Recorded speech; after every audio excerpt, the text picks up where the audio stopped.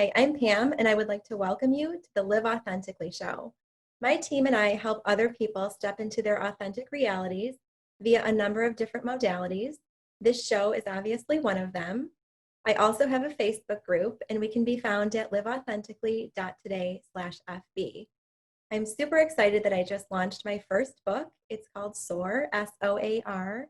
It can be found on Amazon, and it's available in audiobook, paperback, and Kindle.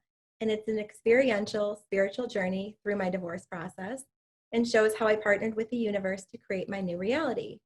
When I'm not doing all of that, I am loving working with individuals. I have individual clients as well as moving into group coaching soon. So hopefully you can go to my website and check out my services. So I am super pumped that on today's show, I have with me Jeff Krisman. Hi, Jeff. Thank you so much. I appreciate this, Pam. I'm really excited to visit with you. Yeah, it's such an honor to have you here. I'm super pumped about our conversation. I had the pleasure of being on one of Jeff's podcasts recently, and I'm super excited to have our roles flip-flopped and be in a position to tap into all of your knowledge and wisdom. So thanks again for being here. Certainly. Little background on Jeff, and then we'll hear all about Jeff's story from him. But he has been on the spiritual path for almost 30 years and produces the Mindful Coping podcast, where he shares weekly notes from the journey about how mindfulness practice helps him cope more effectively with the various challenges in life. So a super, super useful idea, concept, particularly in these challenging times of this pandemic, this whole idea of mindfulness. So I'd love to chat about that. He also produces the Inspiring Conversations podcast, where he has long-form conversations with artists of all kinds, business leaders, and community leaders. And if those two podcasts weren't enough, he has another podcast. I love it, by the way. His other podcast is ONEConsciousness Deep Conversations podcast. And that's a space where he has conscious conversations with spiritual teachers and practitioners about their journeys, evolution, and what their life's work means to them at a deeper level. And that's the one that I had a pleasure of being on a couple days ago. So thank you again for that honor. Absolutely. Really enjoyed visiting with you. Yeah, likewise. So I'm super excited to get into hearing more about you and your journey. But first, I start every one of my shows off with the same question. So drum roll, are you ready? That question is, this will be a slam dunk for you. That question is, what does it mean to you to live authentically every day? Yeah, thank you so much, Pam. I would say the short, and I say the short answer, and with me, sometimes answers are not always short, so I'm going to try to stay very concise.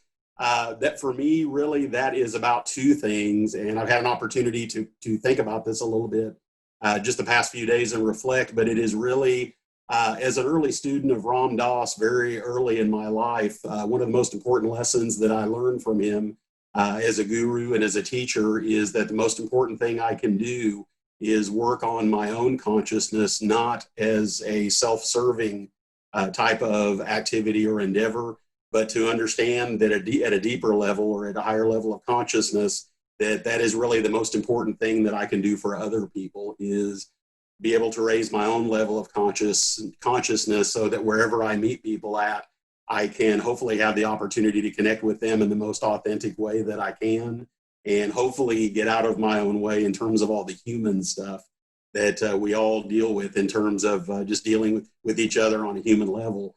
And then really the second part of this would be, as far as the other side of this, would be just my service and my work in the world, in addition to, working in my businesses, doing these podcasts, any kind of outreach or connecting with people is really just about being of service to others in the world. And then clearly, here on a local basis, doing what I can in my local community to also be of service to people.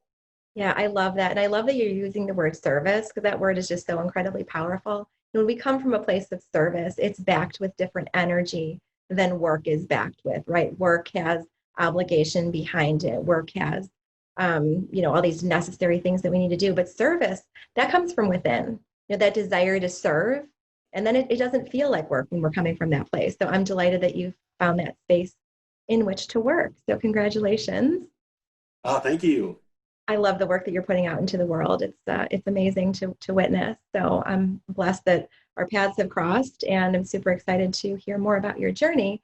I want to go back to the word that you used a couple times, and I know one of your podcasts has this word in it, this word consciousness. This word, this spirituality stuff, I know when I started to dabble in spirituality, I tried to dabble, in the language, and there's a whole different language that's used in spirituality, and consciousness is one of those words. And can you explain what consciousness means in your own words? Gosh, that is such a wonderful question. I really appreciate that. And I would say that, really in terms of looking at the big picture, at least, and this is just my own take on this. And of course, I can also say that this also comes from, it didn't just happen on its own. In other words, anything that I've learned about consciousness comes through the gurus and teachers, all the teachers that I have learned from and had the opportunity to understand their journeys and how they have evolved. But really, for me, it is about, you have human consciousness, which is the biological, just the idea of being, I guess what they call in science, sentience, I think is the word for that, that we are aware biological beings. The consciousness I kind of tend to use with the big C, and it's not to say that it's any more important or any more special, than biological consciousness. And I realize it's in a certain level, it's all one thing. But really, the best way I can put this is that to be able to get to a place where I can realize that this isn't, and this just comes from my own experience, that this isn't just about me. I spent many years of my life in, I guess, what people would refer to in the spiritual community. Some people would call that a low vibrational state, dealing with chronic depression for many years, or most of my adult life. And as I started to practice mindfulness, I started to come into the awareness that there is really more to this life and more to my existence than just my limited human fears and self-imposed limitations and all of my beliefs about myself. And I really think, I guess the shortest answer I could give, hopefully, and this is helpful, is that it's the human awareness, being aware of everything that is going on around me, but seeing it from not just my own limited human perspective, but realizing that there is, as many gurus and teachers speak about, that there is a consciousness behind all this. In other words, I can witness my own thoughts, in terms of mindfulness. I can witness what's going on around me and realize that it is something that is not just about it's not about just my perspective or how I think it is or how I think it should be. And there are times where, for the first time, I can remember the first few times just getting a glimpse of that. And I also do want to say this is available to anyone. There isn't any special superpowers or any special gifts that it takes. I mean, I've experienced, so many people who have had these things happen as they utilize different spiritual practices, that we get a glimpse of that this is really about something bigger than just ourselves or our perspective or our opinions. While those things are, as human beings, I realize, we're not, I'm not trying to be above that or beyond those things, but realizing that there is a higher level in which to actually experience this particular human incarnation. That was an absolutely brilliant answer. And I'm sitting here just smiling and just really awestruck at the amount of density that you were able to pack into this answer, because you touched on so many different topics, and my mind is swirling here as to which direction I want to go. Do you have a few hours today instead of just an hour by chance? Let's see, where do I want to go next? So I'm sitting here processing, I'm sitting here listening to you, and you've got this just vast spiritual knowledge, this universal consciousness, this wisdom that you're imparting on podcast, imparting on all of our listeners and viewers. I'm curious, when did this start? Was there a particular catalyst in your life that caused you to embark on the spiritual path? Thank you. That's very good. It's a great question. And I would say that it really kind of had two parts to it. In my early 20s, I had a realization that I really had never taken, in terms of, I grew up like a lot of people, just, with a particular religion. Uh-huh. And at some point I realized, as I, approached adulthood, that at some point I realized that I had not really taken a lot of that seriously. And, just basically was a human being, being a kid, doing the things that kids do. And I started to really grapple with some of those bigger questions. I started to really look at, what am I really doing here? What is all this about? And so I basically started with the religion that I had grown up in. And I essentially was raised in what I'd refer to as kind of a typical suburban Reform Jewish existence. And so I did grow up, thankfully I had some idea and appreciation for the culture, for the history, the historical relevance of that. But I never really did it really a deep dive in that. And so I started there first and really immersed myself and, studied with Orthodox rabbis and really started, studying like the Torah and the Talmud and really doing these deep dives. And at some point, it's not that there was anything wrong with it, but at some point I began to, and then I became aware of teachers like Ram Dass. And as I started to get interested in mindfulness in my late 20s, I was not really aware of this whole other side of things. And that is, I guess what you'd refer to as Eastern thought and philosophy. I got exposed to a little bit of that in high school and in college. I had some friends, growing up as a hippie, as a very open-minded person, there was kind of a superficial knowledge of those things, but I found myself becoming really intrigued with that. So I'd say from my late 20s on, it really became about starting to discover all of these ancient practices that really come from the Eastern part of the world. That's just to give you some sense of where the journey started. Yeah, thank you. And what is your take on, how would you answer this question? Why are we on this earth? I would say that my sense is that each of us has a way to really, I'm not sure if the answer is the same for all of us, and that's just kind of, coming up in my intuition. But I, at least for myself as one human being who is just, your typical average person who has sought out spiritual enlightenment only to find that at some point it's not all about getting there or becoming enlightened, that a lot of that we have already. That I guess what I would say to you is that I'm kind of thinking just for a moment. I almost wonder if in some ways we open ourselves up, at least this is what I have found, that by opening myself up, utilizing all these practices and getting out of my own way in order to really hear what that reason is. In other words, to really get that idea of what it is. I can truly say to you that it's not what I thought it was 10 years ago, maybe even 5 years ago, 10 years ago, 20 years ago. I think it really has evolved. But I think I think what I would say to you is, I guess if I could use one word, it would be listening, cultivating the ability to listen. And that's something that it took me a long time to learn that. Yeah, it sure does. I mean, it's a process, right? It's a process of becoming, and it's less about the getting there, right? It's less about achieving that a certain enlightenment status and more about just what we learn along the way, right? Those self-awarenesses we gain along the way. And, I just have found from my own experience, life can become really complicated and really fast.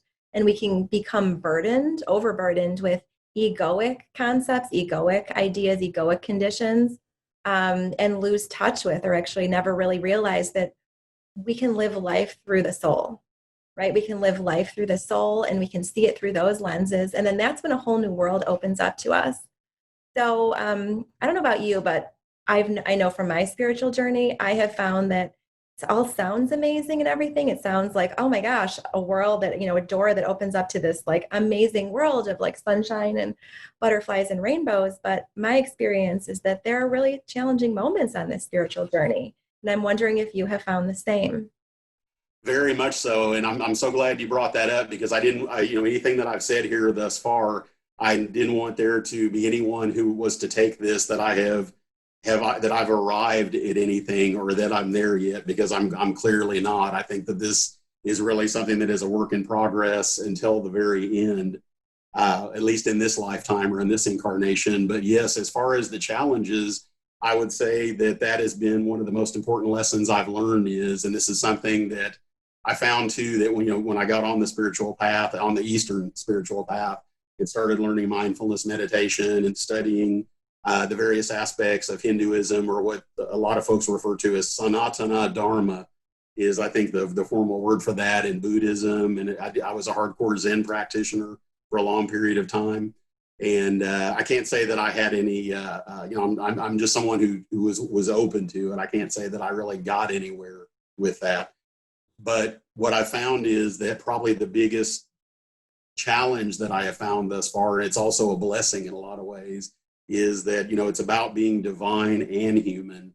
but it's also embracing the humanness as well as the divine aspect of myself or anyone else that I'm dealing with. And I would say to you that, I thought for a long time this would be about transcending that humanness. Mm-hmm. And what I found is through mindfulness practice, it has opened up so many doors for me to realize that even today, after practicing mindfulness for almost 30 years, Yeah. every day I'm still, in fact, I can even say to you today, there have been times today where I found myself doubting myself in some way regarding my work, feeling like I wasn't really getting where I wanted to where I need to be. And then I would go as even far to say to you that I got caught up in even thinking I needed to be anywhere, Mm-hmm. and began to start, really believing what I was feeling about all that. And so there is the human aspect of this. And while I'm finding that, I gave up trying to transcend it, but at the same time, I'm also finding, and this is something that I've just learned, and it's a work in progress, is seeing the humor. What Ram Dass used to always talk about, seeing the humor in our predicament. In other words, as human beings, our karmic predicaments, all the things, the ways in which we get in our own ways, and all of our neuroses and all those things that really kind of get us off balance or off kilter, that it's really about, realizing it, and then, taking a breath in and a breath out, and then just putting our, one foot in front of the other, and being able to cut ourselves a little bit of slack, and accept our humanness and embrace it, not as an excuse or, to allow ourselves to continue to fall short of where we'd like to see ourselves, but really to realize at the end of the day that, to embrace that humanness.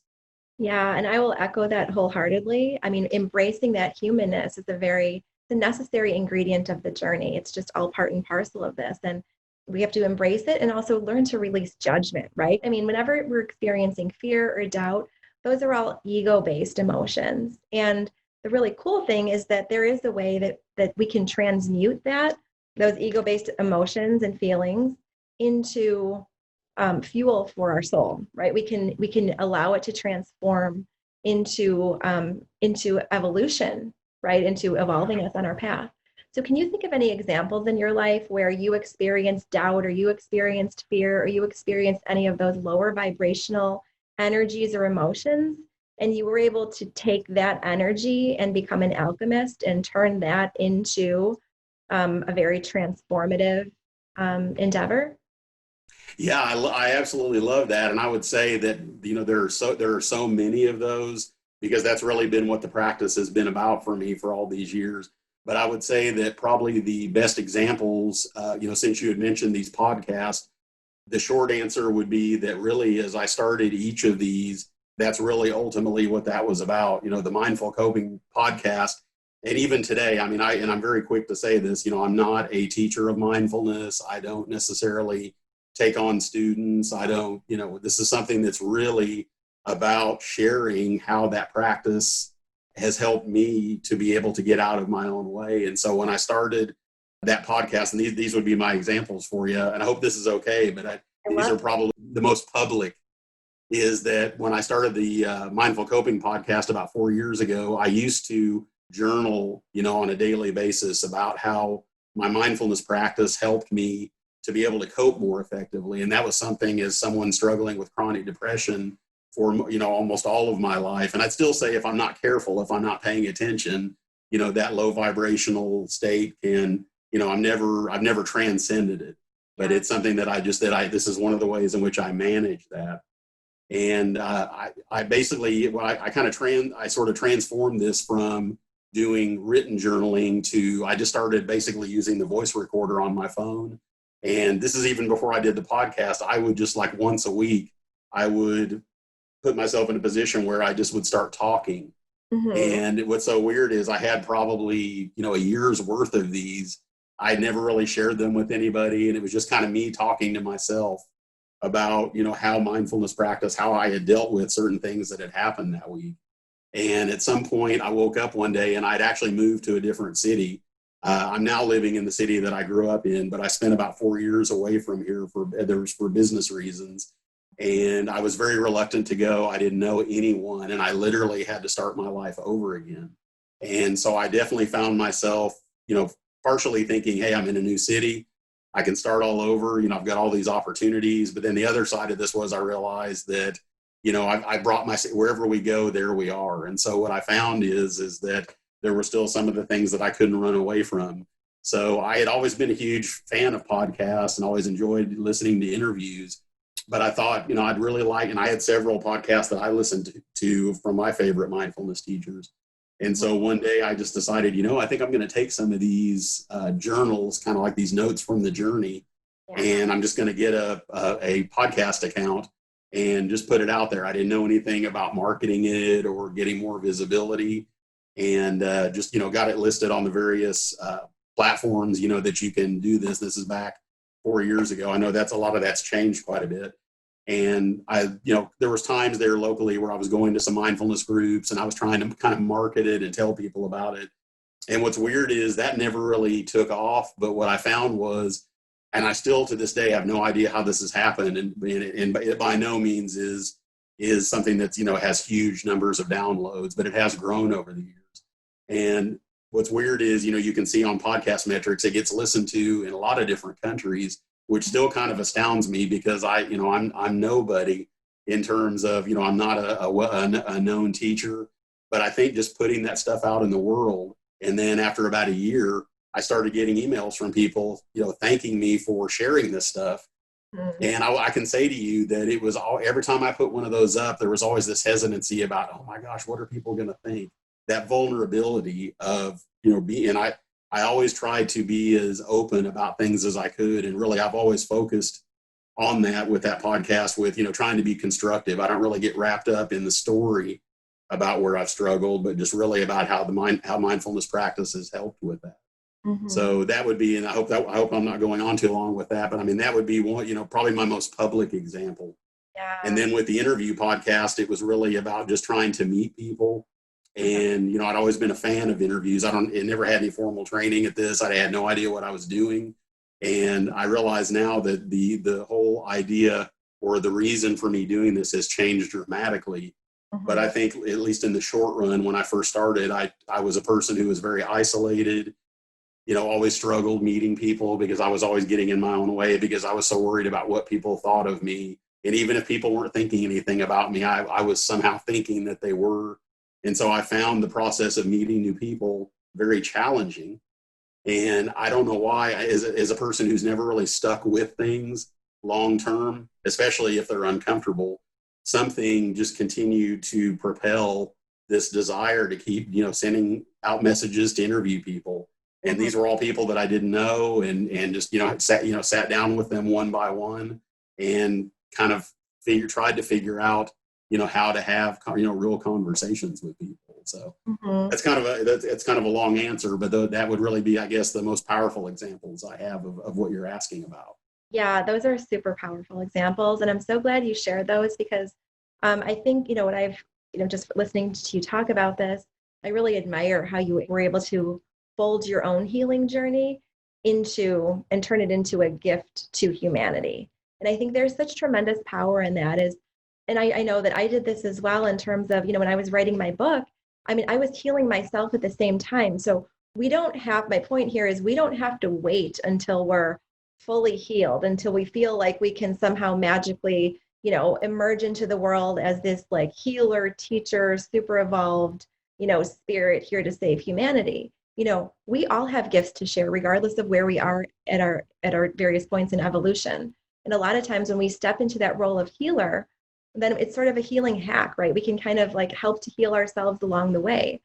So I would like to echo what you said and just encourage, our viewers and listeners that, if you've got an experience to share, don't wait unless you truly don't feel ready. But I know I didn't feel ready. I didn't feel 100% ready when I embarked on a lot of what I did. I just said, you know what? I'm just going to jump. I'm just going to jump and I'm just going to hope my parachute opens.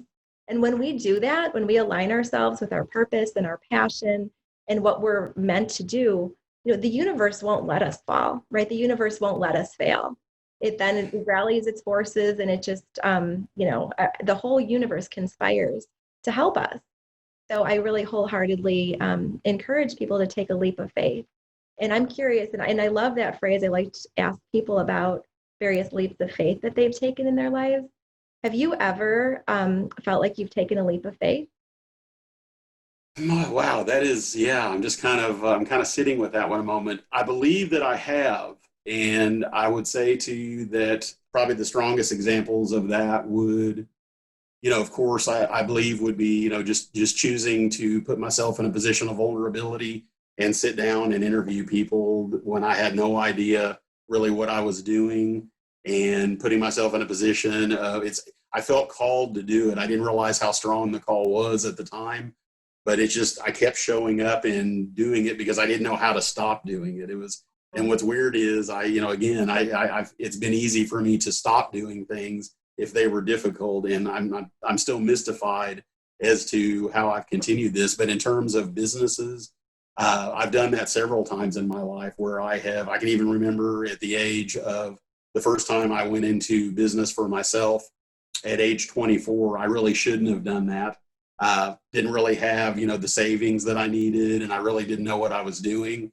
But I just somehow have always found myself as someone who has either, whether it's right or wrong, when I get really passionate about something and I really believe in something, I do tend to take the leap like that.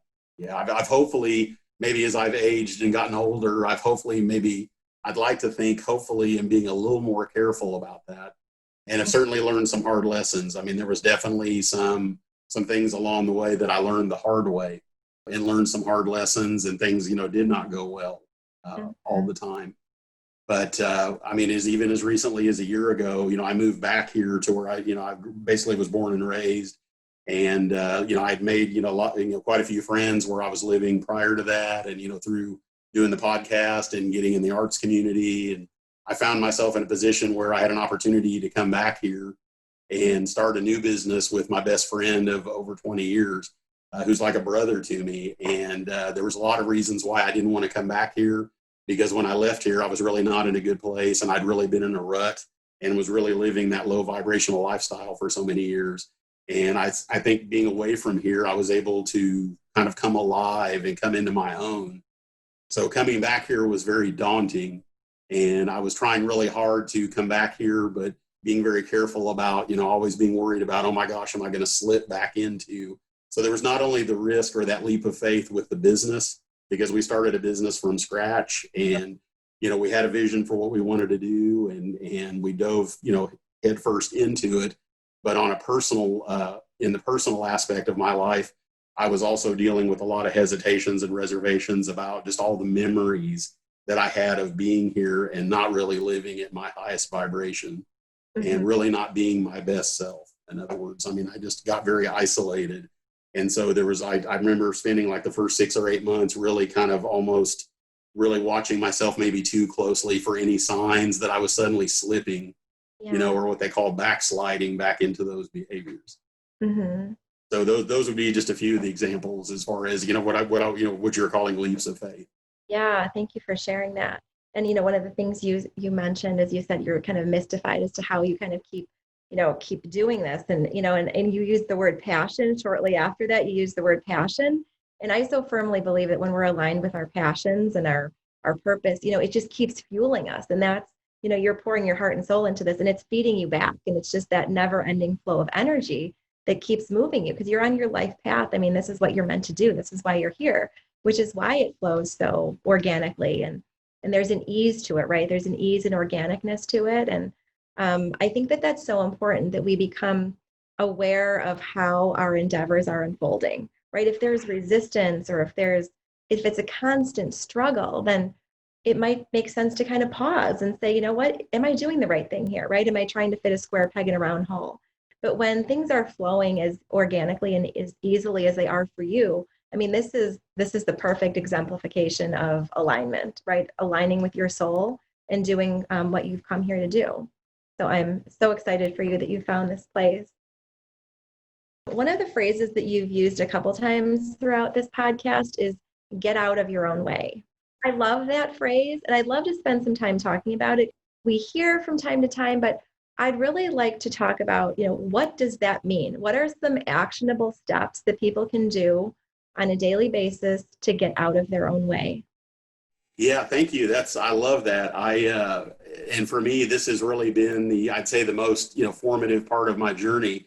I guess I would say to you that before I give some examples, what I found was, since mindfulness practice really was the first spiritual practice that I really gave myself over to, I'm very grateful for the fact that it, in terms of being aware of what I'm thinking, really opened things up for me, because what I didn't realize before was that I was going through life, and it's so easy to do. And of course I'm saying that with, with compassion and with, no judgment against myself, or not, kicking myself or beating myself up emotionally. But it was so much about what happens up here. In other words, all of these thoughts about myself. So it was kind of interesting when I first started studying mindfulness, I became aware pretty quickly that a lot of my thoughts were self-defeating. In other words, I somehow believed that there was something, in terms of self-esteem, I just didn't ever feel good about myself. And so the awareness of that came online, and I realized pretty quickly that mindfulness practice just in of itself won't heal all of those things. But I always tell people, if they ask me about this, I say that, mindfulness is certainly a very beneficial and healing practice. But I always urge people, or at least try to verbalize how important it is for each person to find, what healing modalities work along with that. In other words, there are so many different healing modalities available for people to learn self-love and self-acceptance, and to deal with trauma and how, that's stored in the body and in the mind. And so I certainly am never anyone I realize that's different for everybody. And I really don't have the expertise, clearly to tell anyone, if they were to ask me, what they should do. But what I found is that, in terms of getting in my own way, my life I always made it complicated because of the fact that I was always overthinking everything. In other words, when I met new people, it was hard to meet new people because I was so wrapped up. And, how I got in my own way was, even if I'm talking to you and it seems like, I'm not seeing that you're really necessarily uncomfortable around me, I somehow convinced myself that there was something about me that makes people uncomfortable. So if I believe that, then no matter how much, and it's interesting, I had conversations with people who I knew really well, and tried to explain this to them. And sometimes people would be mystified by it because they said that they just didn't understand how I could think these things. But I think that's really, when I talk about getting in my own way, it's really about all of my preconceived notions about who I am. And if I am so limited, if I'm limiting myself by really believing everything that I think about myself and not being open to the fact that this is really a very narrow perspective. And, by allowing other people to, and I remember one time I had a good friend many years ago who, it was almost torturous for me, but he was actually a counselor, and I wasn't working with him professionally, but we actually played racquetball and squash together. And so one time we were hanging out, and he said to me, you're awfully hard on yourself, and it just seems like you never cut yourself any slack. And so I kind of talked to him a little bit about my struggles with that. And so basically we were hanging out one night, and he literally demanded that I start telling him good things about myself. And I remember sitting there staring at him for what seemed like forever. And then when I would finally try to think of something, I was really it was more of people pleasing. I was really trying to tell him what he wanted to hear. And he picked up on that really quickly. But I just remember, at the time, it seemed so strange to think about how hard it was for me to see that. And then through doing work with various, holistic practitioners, or with, people as far as therapists and counseling, I started to really see that, yes, this is something that I really do limit myself and get in my own way, because of the fact that it's just, a lot of it is, my own self-concept and what I think about myself. And so if I believe that I have certain limitations, I carry those around with me, and those really do affect all of my interactions with other people. And so I'd say for me, it's really in terms of getting in my own way, it's really been, almost all of it has been in the interpersonal realm. Okay. Just in my relationships with people I just am meeting for the first time, people I'm friends with or very well acquainted with, and then, with relationships with family. So I found that this has been something that has been probably my main, I don't want to call it not sure what to call this exactly, but I guess it's certainly been one of my biggest areas in which I have been working on and trying to affect change. Okay, great. Thank you. And thank you for being vulnerable, willing to be vulnerable and go there and share that. And I think that, we all have different areas that we're working on, right? Areas where we get in our way and we need to get out of our own way. And I love that you've described yours in such a way that will allow me and our viewers and listeners to apply that to other areas of our life, because the same framework holds, right? We need to first become aware of what we're thinking and then figure out how we're going to take steps to bridge the gap between where we are and where we need to be, which is aligning from within, right? The external world responds to the way that we feel about ourselves inside. So it's really always an inside job. It starts from within. But what would you say? I want to talk a little bit about the gap between, what we say and what we actually feel. You talked about your friend was asking you to say, positive things about yourself, and you were kind of staring at him and nothing was really coming. And then when you finally said something, it was more along the people pleasing lines. The universe knows that, right? That resonates with the universe. It knows if it's really a heart-centered vibration, if it's coming from that soul-based place, or if it's coming from your head and it doesn't have that, that genuineness backing it. So what would you say, what are some steps people can do to actually go from just the saying it? Because that's not quite enough, right? That's the saying it is a good start. How can we bridge the gap between just saying it and actually stepping into a place of really believing it and embodying it?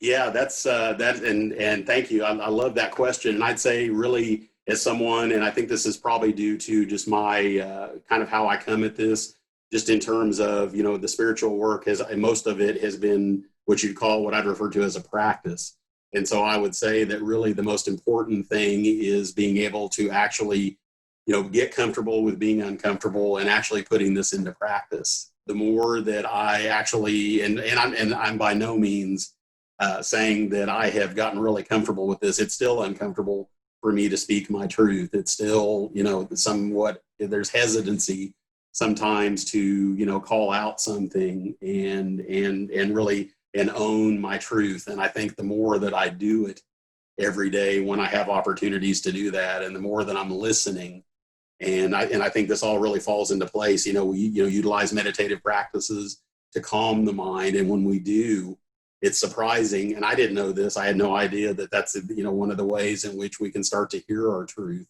It's not like somebody. I mean, it would have been wonderful if somebody would. If I'd had this master teacher that laid this out and it was all planned and programmed. Okay, Jeff, if you'll get your mind, if you get your mind calm, then you'll start hearing your own truth. And then once you start, and then the next step and the next step. What's weird is it's all kind of been very surprising.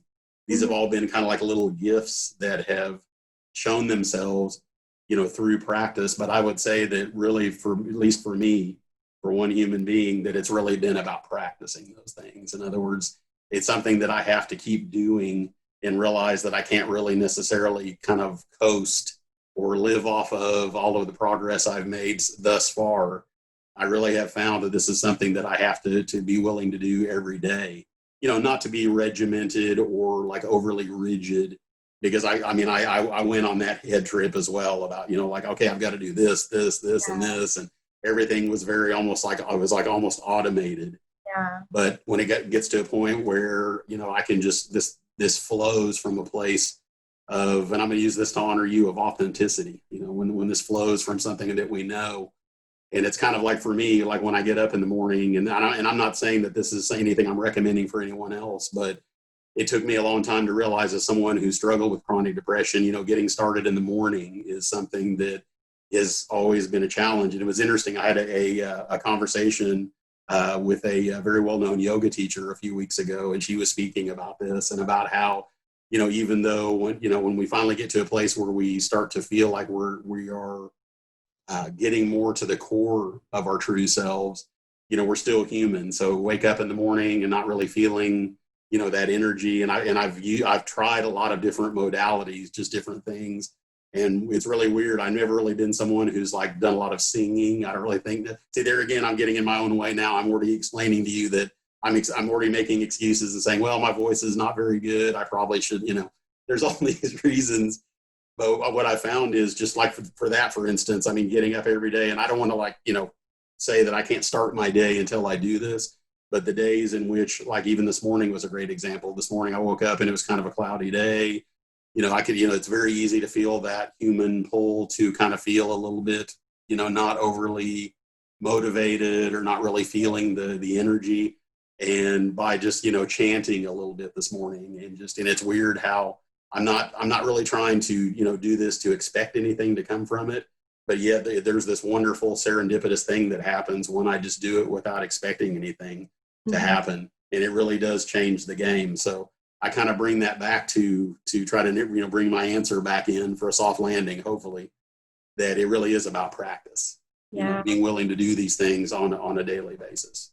That is so true. And I will echo that because it really is. It's a constant, we have to keep staying after it. I mean, this state of enlightenment is not something, it's not like a degree or certificate where we achieve it and then we have it forevermore and it hangs on our wall and we can just go about our day however we want to. I mean, it is a daily practice. It's a moment to moment practice a lot of times. I even know for myself, I have to kind of coach myself back into alignment, right? There are things that pull us out of alignment from who we are all day, every day, right? It's called life, right? It could be anything from, waking up late in the morning to dealing with an angry coworker, whatever. There's so many things that are constantly trying to tug us and pull us out of alignment.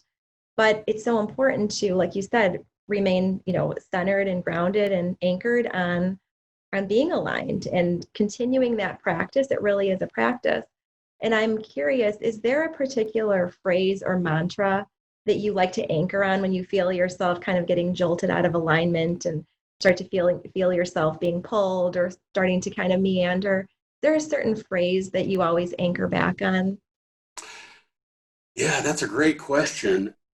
Yeah, I have several of these. I'm just trying to think if there's been anyone that really has, and there again, I can struggle. I can sit here for the next 15 minutes and try to analyze.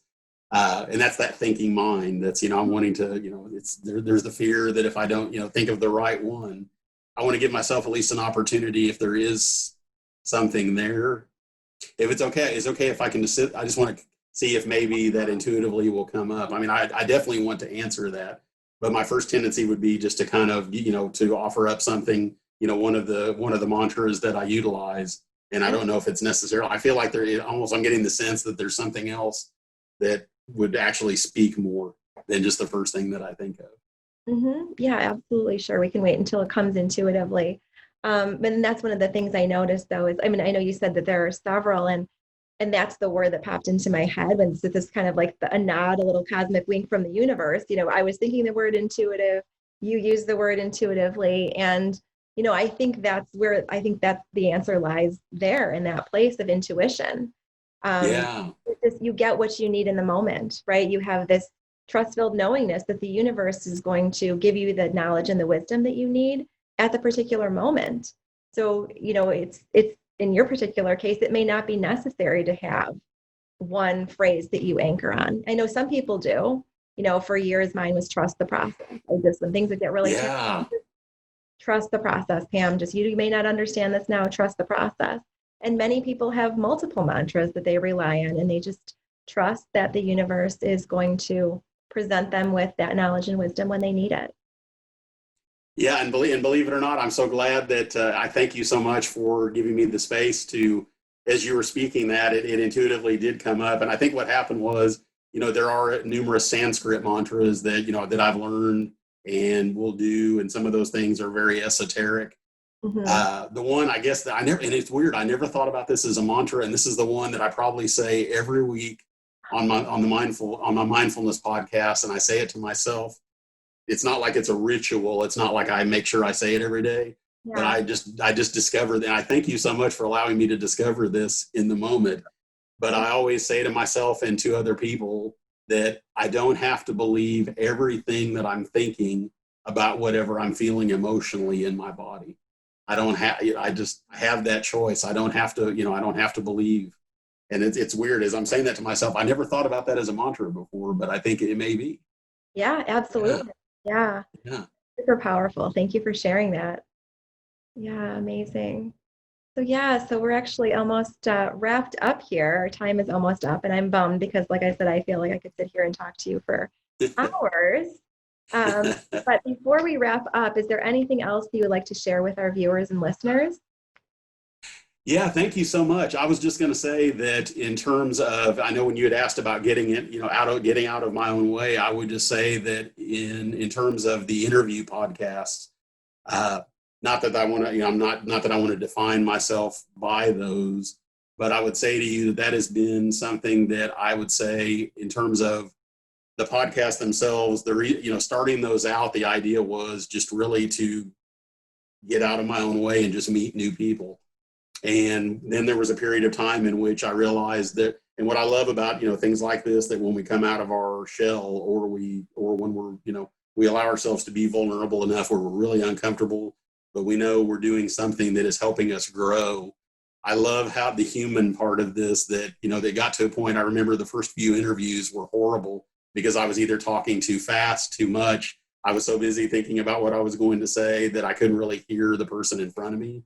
Yeah. And then there becomes the point at which I love how it morphed from that to getting to a place where I felt like I could do this. And then there's the human tendency to kind of get a little carried away with myself about thinking, oh, okay, yeah, I really can do this. And then it's, being kind of enamored with the ability to do this. And I realized that's just another stage of the journey. And then at some point, that you can only get so much out of that. And then it's on to the next thing. And I really have found this in a lot of things in life, that in terms of being vulnerable and being willing to, grow outside of our comfort zone, that I never realized before that there's different stages of the journey. And what's so weird is and I spent time in each one of these. I mean, there was a lot of fear at first, and then there's the, hey, maybe I can do this. Mm-hmm. And then there's the like, hey, and it's almost like being cute for the sake of being cute and realizing, oh my gosh, I really can, then there's like, you get that sense of confidence. And then at some point, there's that, being enamored with oneself. And then that at some point that runs its course. And then what is there? And then I remember going through a period for a while where it really felt like that. It was like, okay, why am I doing this? Okay, I've done 50 of these. I've done 75 of these. And at first it's like, oh my gosh, I've done 75 of these. Okay. And then it's quantity. And then at some point that head trip runs dry. Right. That doesn't, at some point that's not enough. Right. And it was so weird because I had about a year and a half, almost 2 years ago, I was interviewing a healer when I still lived in Oklahoma City. And I remember she said this, and she was so emphatic about it. It was almost like, Jeff, this is what you're supposed to be doing. This is your work. This is what you do for people. You create a space for people. And I'm like bewildered. I mean, I listened back to that interview and I'm just like, I had no earthly idea. And yet I heard her. But I was careful not to get too wrapped up in believing that, okay, that's who I am now. Mm-hmm. And so I think part of this, what I found is that it's that need to have that, there again, we're human. Right. I want to believe that I have this, there's some sort of search for an identity through this. And what I'm finding now is that, it's, going on almost 4 years with this, it's really about being nobody special at all. It's about actually just being with people. Yeah. And it's about actually getting out of my own, and it's like continuing to practice getting out of my own way, where I can just sit here and talk with you, and it's just, here we are. Right. But I don't have to, even if I'm thinking maybe somehow, and I still do this now, sometimes people look at me a certain way, and there again, it's just, but it's coming from my perspective. I may think that they're thinking something. Chances are they probably aren't. Mm-hmm. But I'm so busy believing, there again, what I'm believing everything that I'm thinking about what I'm feeling. And I realize there's that tendency to want to quit or not do these things because they're scary or it doesn't feel good to come out of our comfort zone. And I guess the beautiful part about this is there's opportunities to continue to practice, because I really don't think we ever really necessarily 100% get there. Yeah. And I don't know if I hope this means something. Yes. I mean, so many gems in this, in what you're saying. And yeah, when you're on this path of growth and transformation, that's, the well never runs dry, right? I mean, there's always something more. And even when we feel like, okay, well, we've already, achieved our goal, or, okay, what next? If the universe always drops something in. When you're on this path, you just have to, like you said, keep showing up, and the universe will always drop in the next something, whatever, the next person, to, the next like-minded individual that you need to connect with, the next catalyst in your journey. Maybe it'll shake your life up in a little, a number of different areas, or one area, in order to propel you along your path. Maybe it'll drop in a new idea, and, maybe you'll think of it, you'll start a fourth podcast. But there will always be something, right? And so we just have to trust. And when we just keep showing up like this, the universe always delivers. It just can't happen any other way. Oh, absolutely, absolutely. Yeah, that's and the other thing I was going to say is sometimes I think when there are those times when we don't necessarily, and there's been plenty of those times, the whole idea of what am I doing? What is this all about? And realizing that sometimes there aren't really any clear cut answers for this, and in the absence of any clear answers, just continuing to practice being human and showing up and not really waiting, like actively waiting, like expecting something, but just being open to, because I feel like generally that's what happens at some point along the way. Whatever it is that we're supposed to encounter next, or whoever we're supposed to encounter next, that generally happens when it's supposed to. I have to actually be here and be willing and be open first to even realize it's happening. Right. Just divine timing, right? Trust that what's meant Yeah. to be placed in our path, the time it's meant for us. So beautiful wisdom that you've shared with us today, Jeff. Thank you so much. I'm so grateful to have spent this time with you. If our viewers and listeners would like to get in touch with you directly, how can they do that? I was going to say I can actually provide you, as far as with an email address, or actually as far as with the names of the podcasts, if anybody is interested and wants to check that out. But I can certainly provide contact information yeah, I'd be more than happy to do that. Yep. Thank you again for being here. It's been an honor. And thank you to all of our viewers and listeners for being here as well. Time is a choice, and I'm so grateful that you've carved time out of your day to be here and listen to all of the wisdom and knowledge that Jeff has imparted on us today. So thank you once again. If you get a chance, check out my Facebook group. I would love to have you there. liveauthentically.today/FB. And next time you're on Amazon, check out my book, Soar. Hope you all have a great day, and we will connect soon. Bye.